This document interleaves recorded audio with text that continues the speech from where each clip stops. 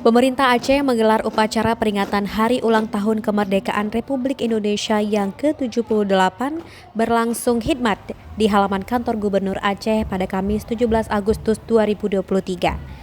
Pada kesempatan itu, penjabat Gubernur Aceh Ahmad Marzuki turut menjadi inspektur upacara.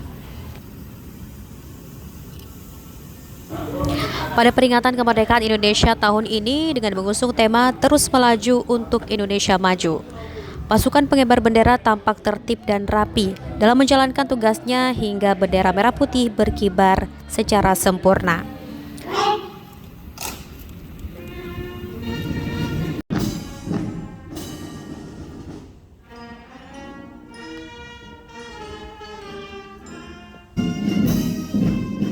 Pada upacara tersebut turut dihadiri oleh Ketua Dewan Perwakilan Rakyat Aceh, Kapolda Aceh, Pangdam Iskandar Muda, Wali Nangro Aceh, seluruh pimpinan unsur Forkopimda, serta para kepala SKPA pemerintah Aceh.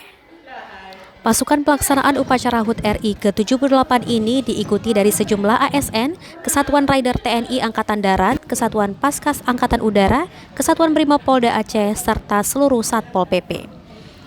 Pada pukul 8.45 waktu Indonesia Barat, rangkaian kegiatan pengibaran bendera merah putih di halaman kantor Gubernur Aceh selesai dilaksanakan.